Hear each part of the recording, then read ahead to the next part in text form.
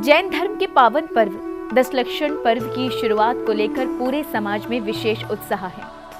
श्वेतांबर जैन समाज के लिए पावन अवसर 20 अगस्त से शुरू हो चुका है।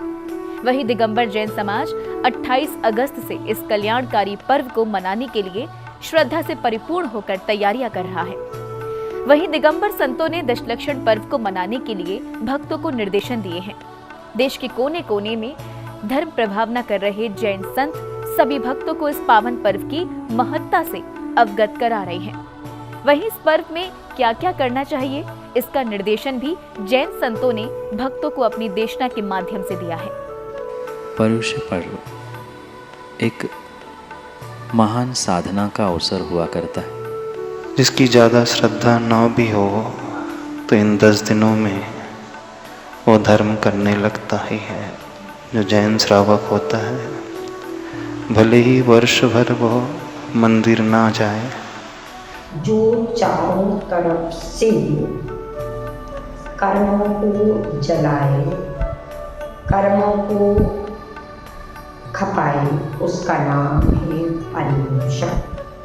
पूरा जैन समाज पावन अवसर दशलक्षण महापर्व का उत्सव मनाने के लिए उत्साहित है। ये पर्व केवल धार्मिक अनुष्ठान नहीं बल्कि आत्मा की शुद्धि, संयम और धर्म की ओर अग्रसर होने का दिव्य मार्ग है। पर्युषण पर्व के अंतर्गत श्वेतांबर जैन समाज के लिए 8 दिन और दिगंबर जैन समाज के लिए ये 10 दिन अत्यंत पावन होते हैं। दशलक्षण पर्व पर्युषण के तुरंत बाद प्रारंभ होता है और 10 दिनों तक चलता है। प्रत्येक दिन आत्मा के एक विशेष गुण का स्मरण कराया जाता है। इन 10 लक्षणों का पालन जीवन को निर्मल, पवित्र और शांत बनाता है।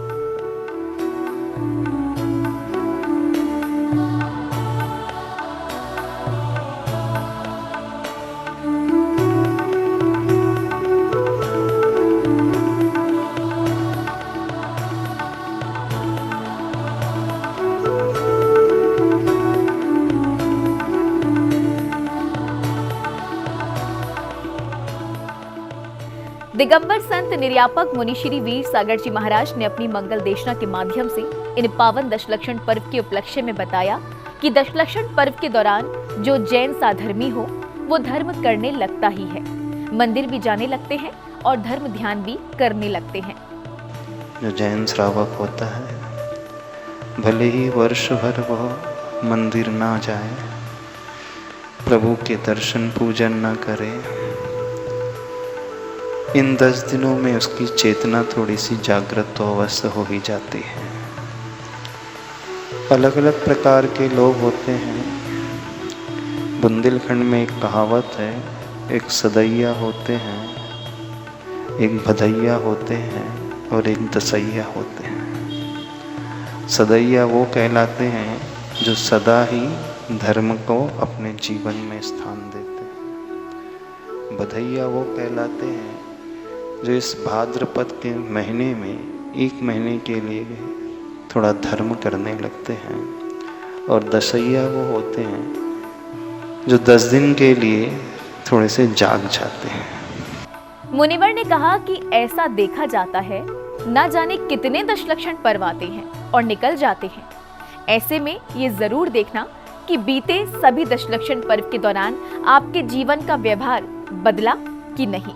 प्राय ऐसा देखा जाता है लोगों की जिंदगी में न जाने कितने दशलक्षण पर्व आते हैं, निकल जाते हैं। न जाने कितने बार आपने दशलक्षण पर्व को मनाया होगा अथवा पर्युषण पर्व को मनाया होगा। न जाने कितने वर्षों में आपने 10-10 उपवास किए होंगे अथवा उपवास नहीं किए होंगे तो व्रत किए होंगे, एकासन किए होंगे। यदि यह भी नहीं किया होगा तो एटलीस्ट जो इन 10 दिनों में धर्म का पालन करते हैं, दसैया होते हैं, तो इन 10 दिनों में वो रात्रि भोजन आदि का तो त्याग कर ही देते हैं। जो वर्ष भर कुछ भी नहीं करते, मंदिर भी नहीं आते, इन 10 दिनों में आकर के वो अभिषेक पूजन करने लगते हैं।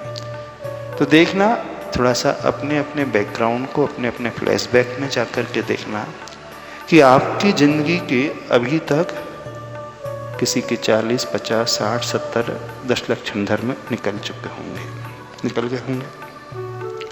लेकिन इतने सारे दशलक्षण धर्म वर्ष में आपने मनाए, क्या आपके जीवन का व्यवहार बदला कि नहीं?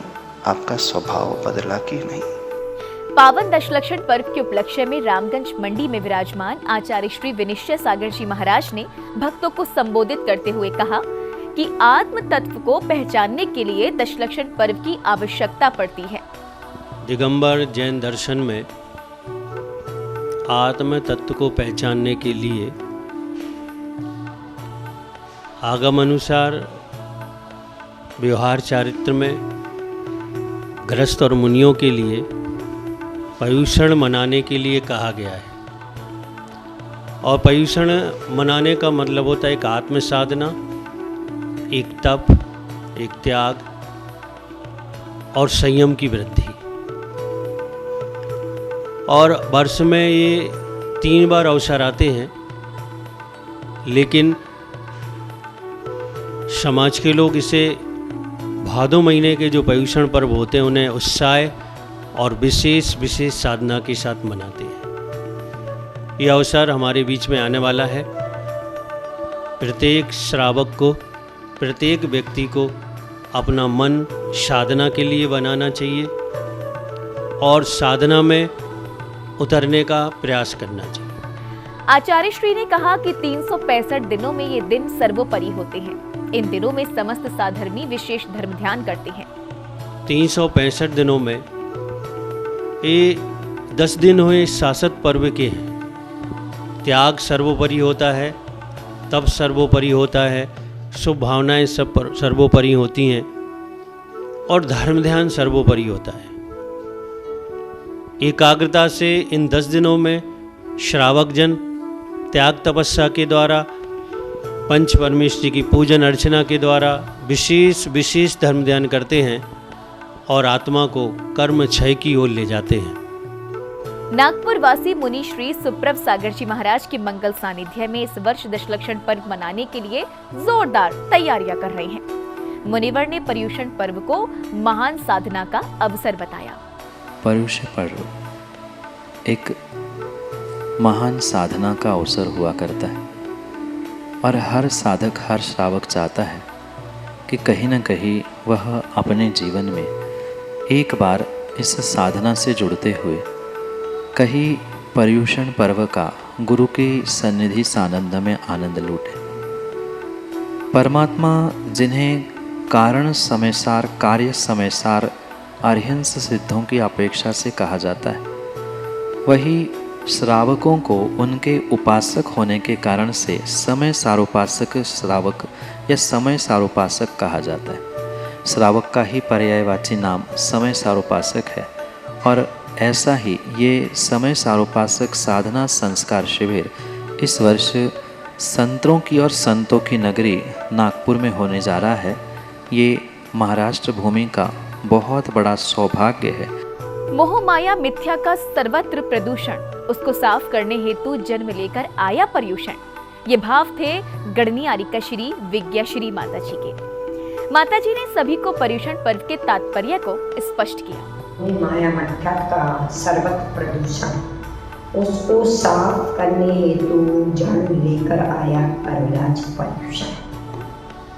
आइए बंधु, पर्युषण का अर्थ क्या है? परिसमानता, उष्णते दह्यते पाप कर्माणि यस्मिन् तत्पर्युषणम्, जो चारों तरफ से कर्मों को जलाए, कर्मों को खपाए, उसका नाम है पर्युषण। पर प्लस उषण अर्थात पर्यंत, पर पदार्थ अर्थात उद्गत, ये पर पदार्थ हैं। इन पर पदार्थों में जैसे क्रोध, मान, माया, लोभ, ईर्षा, जलन आदि सब पर पदार्थ हैं। पर विचार इनका उषण यानी समन कराए, उसका नाम पर्युषण। दर्शकों, दशलक्षण पर्व हमें ये सिखाता है कि जीवन केवल भोग विलास के लिए नहीं, बल्कि आत्मा की उन्नति और मोक्ष की साधना के लिए है।